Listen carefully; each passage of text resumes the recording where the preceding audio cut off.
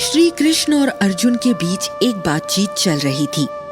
अर्जुन अपनी चिंताओं और भय के बारे में चर्चा कर रहे थे। हस्तिनापुर में कौरव और पांडव के बीच हो रहे मतभेद ने अर्जुन को परेशान कर दिया था। कई बार वो भगवान से इस चिंता की बात पर चर्चा करना चाह रहे थे, पर संकोच के कारण कह नहीं पाते थे। आज जब अर्जुन से रहा नहीं गया तो अर्जुन ने भगवान श्री कृष्ण से पूछ लिया, कृष्ण, मुझे आजकल डर और किसी चीज के खो जाने की चिंता क्यों होती है? मुझे ये समझना है कि ये भावनाएं क्यों इंसान के अंदर पैदा होती हैं और क्या उन्हें इस तरह से तैयार किया जा सकता है कि वो हमारे हिसाब से हो? इसके अलावा कृष्ण, चिंता पर जीत कैसे पाई जा सकती है? अर्जुन, तुम्हारे प्रश्नों के जवाब के लिए मैं तुम्हें एक कहानी सुनाऊंगा। एक बार एक बच्चा बगीचे में दोस्तों के साथ खेल रहा था और सभी बच्चे छुपम छुपाई खेल रहे थे। सभी उसे अकेला छोड़कर कहीं किसी कोने में जा छिपे। वो बच्चा जब अपने दोस्तों को ढूंढने निकला तो अचानक उसके सामने एक भयंकर सांप आ गया। उसने डर के मारे चिल्लाया और वहां से भागने की कोशिश की। उसकी आवाज से सारे बच्चे बाहर निकल आए और उसे चिल्लाता देखकर सभी चिल्लाने लगे। एक सांप की वजह से वहां भगदड़ मच गई और उन बच्चों को देखकर सांप भी डर गया और वह भी दौड़ने लगा। आप कृपया कहानी का अर्थ बताएं।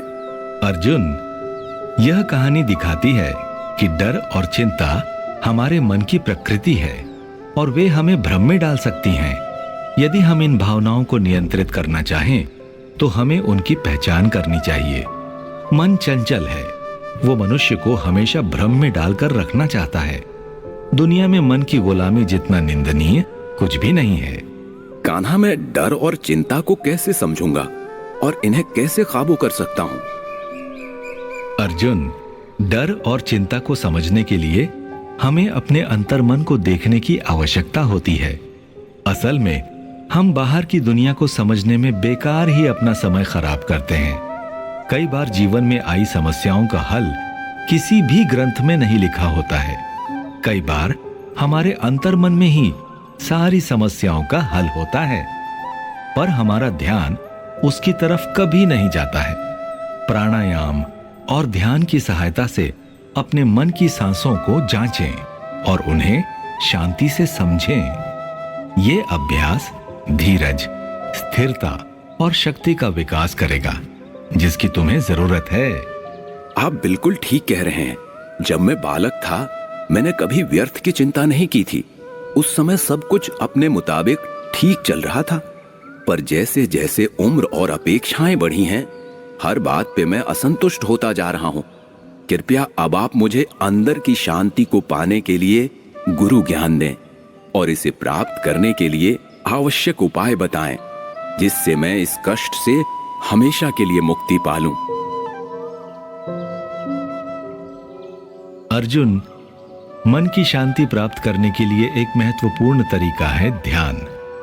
ध्यान का अभ्यास करने से हम परमात्मा से जुड़ते हैं और अपने अंदर की शांति और स्थिरता को प्राप्त करते हैं।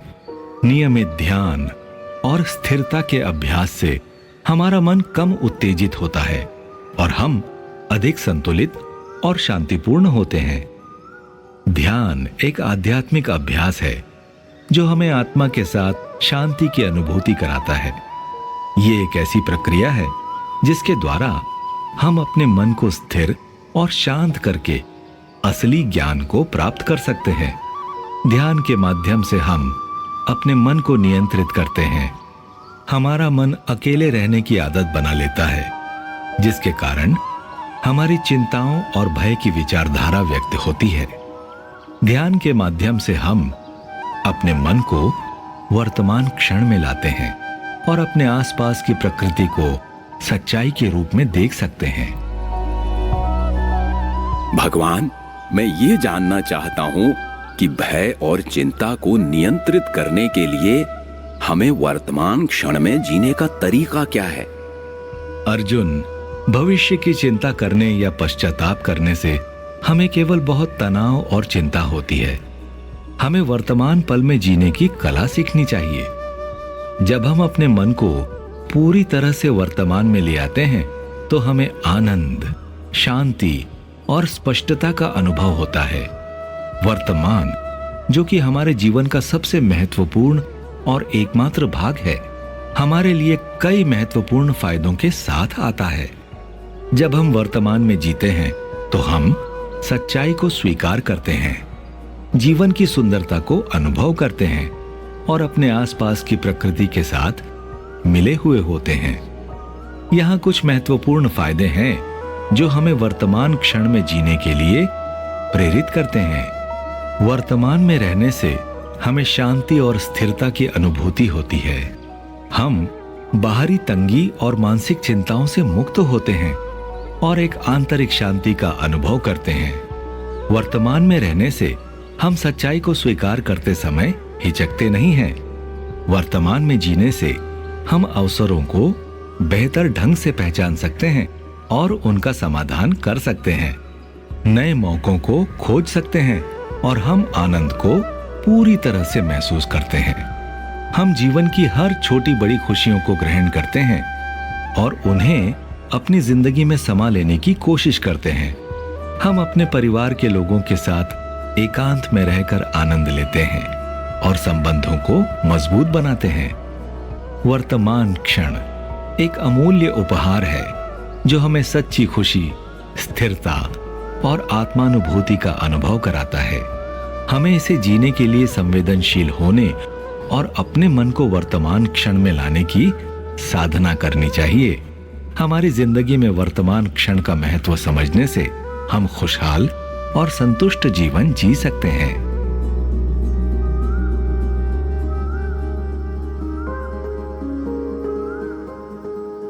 भय और चिंता को काबू में करने के लिए हमें कौन से सकारात्मक कार्य करने चाहिए? अर्जुन, भय और चिंता को दूर करने का एक और महत्वपूर्ण उपाय है सकारात्मक काम करना। हमें अपने भयों का सामना करना चाहिए और उन्हें पार करने के लिए कदम उठाने चाहिए। यह हमें संयम, आत्मविश्वास और सकारात्मक बदलाव लाने में मदद करेगा। जब हम सकारात्मक कार्य करते हैं तो हमारी आत्मा में उत्साह, शक्ति और सुरक्षा का अनुभव होता है। मैं आपकी बात समझा नहीं, कान्हा। देखो, जीवन में सकारात्मक कार्य करने का मतलब यह है कि हमें जो भय और चिंता ने घेर लिया है, किसी भी काम के शुरू करने से पहले जो डर हमें सताता है, जब हम सकारात्मक मन से किसी भी कार्य को अपना लेते हैं तो हमें आत्मविश्वास, सुरक्षा और संतुलन की अनुभूति होती है। ये सकारात्मक सोच हमें अपनी शक्तियों को पहचानने, अपने भविष्य को सजाने और स्वयं के साथ आगे बढ़ने के लिए सक्रिय रहने की प्रेरणा देता है। इसका मतलब यह है कि हमें अपने भय का सामना करना और उन्हें पार करने के लिए कदम उठाने की आवश्यकता होती है। कोई भी भय हमें आगे बढ़ने से रोक सकता है या हमारी प्रगति को रोक सकता है और हमारे संघर्ष में बाधा उत्पन्न कर सकता है। हमें उस डर की पहचान कर लेनी चाहिए और जल्दी से जल्दी उस भय को खत्म कर देना चाहिए, क्योंकि ये भय अपने ही मन की उपज है, वास्तविकता से उसका कोई रिश्ता नहीं है। इसलिए हर सकारात्मक कदम हमें भय को हराने में मदद करता है। इससे अर्थ ये नहीं है कि हमें बिना सोचे समझे और बिना योजना के आगे बढ़ना चाहिए, बल्कि सकारात्मक कदम का मतलब ये है कि हमें अपने भयों का सामना करने के लिए एक ठोस और व्यवस्थित योजना बनानी चाहिए। हमें अपने सपनों को पूरा करने के लिए कठिनाइयों का सामना करना पड़ सकता है, लेकिन सकारात्मक तरीके से ही हम उन सभी चुनौतियों को पार करने की ताकत प्राप्त करते हैं और अपने लक्ष्य की ओर आगे बढ़ते हैं। तो अर्जुन ने भगवान श्री कृष्ण से पूछ लिया। अर्जुन उनकी बातों को समझने की कोशिश कर रहा था। कई दिनों से उसकी आंखों के सामने जो विचारों के बादल चक्कर काट रहे थे, वो अचानक से गायब हो चुके थे। वो अपने मन के चंचल होने के बारे में सोचकर मंद ही मंद मुस्कुरा उठा था। कई दिनों बाद भी उसके मन में जीवन जीने की चिंता, फिक्र नहीं थी। वो बस आज के बारे में सोच रहा था और अपने अंदर के डर को खत्म करने की सोच रहा था। हमें भी कोशिश करके अपने डर को अपने मन से खत्म कर देना चाहिए, तभी हम आगे बढ़ सकते हैं। कृष्ण की बताई विधियों को पालन कीजिए, इससे काफी बदलाव आ सकते हैं।